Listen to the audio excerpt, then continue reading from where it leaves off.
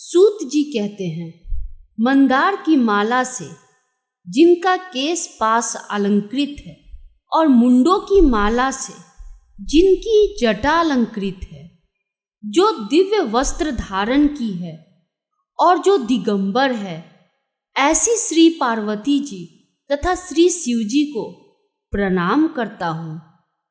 रमणीक कैलाश पर्वत के शिखर पर बैठी हुई श्री पार्वती जी कहती हैं, हे महेश्वर, हमें कोई गुप्त व्रत या पूजन बताइए जो सब धर्मों से सरल हो, जिसमें परिश्रम भी कम करना पड़े लेकिन फल अधिक मिले। हे नाथ, यदि आप मुझ पर प्रसन्न हो तो यह विधान बताइए। हे प्रभु, किस तप, व्रत या दान से आदि मध्य और अंत रहित आप जैसे महाप्रभु हमको प्राप्त हुए हैं? शिव जी बोले, हे देवी सुनो, मैं तुमको एक व्रत जो मेरा सर्वस्व और छिपाने योग्य है, लेकिन तुम्हारे प्रेम के वशीभूत होकर मैं तुम्हें बतलाता हूं। शिव जी ने कहा, भारतवर्ष में जैसे नक्षत्रों में चंद्रमा, ग्रहों में सूर्य, वर्णों में ब्राह्मण, देवताओं में विष्णु और वेदों का सर्वस्व जिस तरह कहा गया है, मैं तुम्हें एक प्राचीन व्रत बतलाता हूं। एकाग्र मन से सुनो। जिस व्रत के प्रभाव से तुमने मेरा आधा आसन प्राप्त किया है, वह मैं तुमको बतलाऊंगा, क्योंकि तुम मेरी प्रियसी हो। भाद्रपद मास में हस्त नक्षत्र से युक्त शुक्ल पक्ष की तृतीया तिथि को उसका अनुष्ठान मात्र करने से स्त्रियां सब पापों से मुक्त हो जाती है। हे देवी, तुमने आज से बहुत दिनों पहले हिमालय पर्वत पर इस व्रत को किया था। यह वृतांत मैं तुमसे कहूंगा। पार्वती जी ने पूछा, हे नाथ, मैंने क्यों यह व्रत किया था, यह सब आपके मुख से सुनना चाहती हूँ। उत्तर की ओर एक बड़ा रमणीक और पर्वतों में श्रेष्ठ हिमवान नामक पर्वत है। उसके आसपास तरह तरह की भूमियां हैं, तरह तरह के वृक्ष उस पर लगे हुए हैं। नाना प्रकार की पक्षी और अनेक प्रकार के पशु उस पर निवास करते हैं। वहां पहुंचकर गंधर्वों के साथ बहुत से देवता, सिद्ध चारण, पक्षीगण सर्वदा प्रसन्न मन से विचरते हैं। वहां पहुंचकर गंधर्व गाते हैं, अप्सराएं नाचती हैं। उस पर्वत राज के कितने ही शिखर ऐसे हैं कि जिनमें स्फटिक, रत्नों और वैदूर्य मणि आदि की खानें भरी हैं। यह पर्वत ऊंचा तो इतना अधिक है कि मित्र के घर की तरह समझकर आकाश का स्पर्श किए रहता है। उसके समस्त शिखर सदैव हिम से आच्छादित रहते हैं और गंगाजल की ध्वनि सदैव सुनाई देती रहती है। हे पार्वती, तुमने बाल्यकाल में उसी पर्वत पर तपस्या की थी। 12 वर्षों तक तुमने उल्टी टंग कर केवल धुआं पीकर रही। 64 वर्षों तक सूखे पत्ते खाकर रही। माघ मास में तुम जल में बैठी रहती और बैसाख की दोपहरिया में पंचाग्नि तापती थी। श्रावण मास में जल बरसता तो तुम भूखी प्यासी रहकर मैदान में बैठी रहती थी। तुम्हारे पिता इस तरह के कष्ट सहन को देखकर बड़े दुखी हुए। वे चिंता में पड़ गए कि मैं अपनी कन्या किसको दूं। उसी समय नारद जी वहां आ पहुंचे। मुनि श्रेष्ठ नारद जी उस समय तुम्हें देखने गए थे। नारद जी को देखकर गिरि ने अर्धपाद्य आसन देकर उनकी पूजा की और कहा, हे स्वामी, आप किस लिए आए हैं? मेरा अहोभाग्य है, आपका आगमन मेरे लिए अच्छा है। नारद जी ने कहा, हे पर्वतराज सुनो, मैं भगवान विष्णु का भेजा हुआ आपके पास आया हूँ।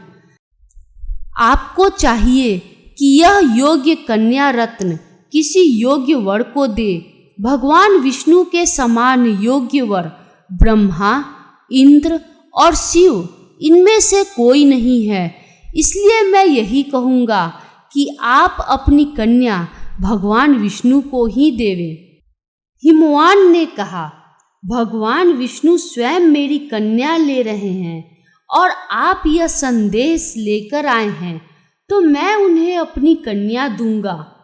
हिमवान की इतनी बात सुनकर मुनिराज नारद आकाश में विलीन हो गए। वे पीतांबर, शंख, चक्र और गदाधारी भगवान विष्णु के पास पहुँचे।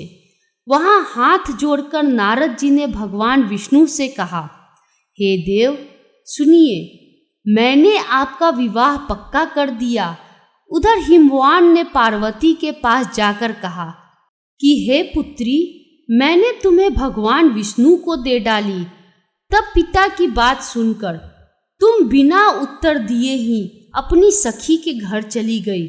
वहाँ जमीन पर पड़कर तुम बड़ी दुखी होती हुई विलाप करने लगी। तुमको इस प्रकार विलाप करती हुई देखकर सखी बोली, तुम क्यों इतनी दुखी हो? इसका कारण बताओ।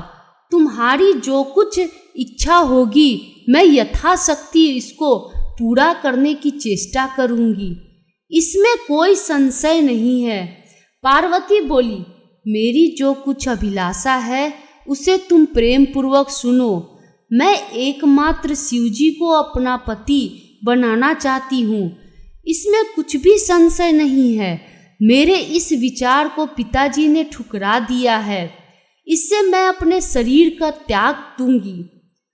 पार्वती की इस बात को सुनकर सखियों ने कहा कि शरीर को त्याग ना करो, चलो किसी ऐसे वन को चले जहाँ पिता को पता न लगे। ऐसी सलाह कर तुम वैसे वन में जा पहुंची। उधर तुम्हारे पिता घर घर तुम्हें खोजने लगे। दूतों द्वारा भी खबर लेने लगे कि कौन देवता या किन्नर मेरी पुत्री को हर ले गया है। उन्होंने मन ही मन कहा, मैं नारद जी के आगे प्रतिज्ञा कर चुका हूँ कि अपनी पुत्री भगवान विष्णु को दूंगा। ऐसा सोचते सोचते हिमवान मूर्छित हो गए। गिरिराज को मूर्छित देखकर सब लोग हाहाकार करते दौड़ पड़े। जब होश हुआ तो सब पूछने लगे, गिरिराज आप अपनी मूर्छा का कारण बताइए। हिमवान ने कहा, आप लोग मेरे दुख का कारण सुने, न मालूम कौन मेरी कन्या को हर ले गया है। ऐसा नहीं हुआ तो उसे किसी काले सांप ने काट लिया या सिंह खा गए होंगे। हाय हाय मेरी बेटी कहाँ गई? किसी दुष्ट ने मेरी पुत्री को मार डाला। ऐसा कह के वे वायु के झोंके से कांपते हुए वृक्ष के समान कांपने लगे। इसके बाद हिमवान तुम्हें वन वन खोजने लगे।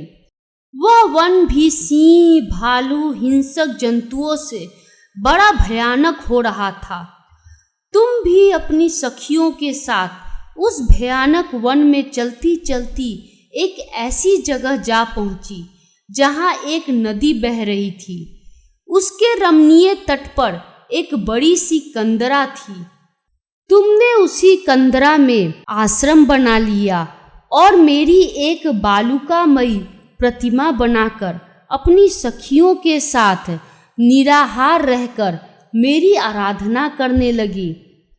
जब भाद्रपद शुक्ल पक्ष की हस्त युक्त तृतीया तिथि प्राप्त हुई तब तुमने मेरा विधिवत पूजन किया और रात भर जागकर गीत वाद्य आदि से मुझे प्रसन्न करने में बिताया। उस व्रत राज के प्रभाव से मेरा आसन डगमगा उठा, जिससे मैं तत्काल उस स्थान पर जा पहुंचा जहां पर तुम अपनी सखियों के साथ रहती थी। वहां पहुंचकर मैंने तुमसे कहा कि मैं तुम पर प्रसन्न हूँ, बोलो क्या चाहती हो। तुमने कहा, मेरे देवता, यदि आप मेरे ऊपर प्रसन्न हैं तो मेरे पति बने। मेरे तथास्तु कहकर कैलाश पर्वत पर वापस आने पर तुमने वह प्रतिमा नदी में प्रवाहित कर दिया और सखियों के साथ उस महाव्रत का पारण किया। हिमवान भी तब तक उस वन में खोजते हुए आ पहुँचे। चारों दिशाओं में तुम्हारी खोज करते करते वे व्याकुल हो चुके थे, इसलिए तुम्हारे आश्रम के समीप पहुँचते ही गिर पड़े। थोड़ी देर बाद उन्होंने नदी के तट पर 2 कन्याओं को सोते हुए देखा। देखते ही उन्होंने तुम्हें छाती से लगा लिया और विलक कर रोने लगे।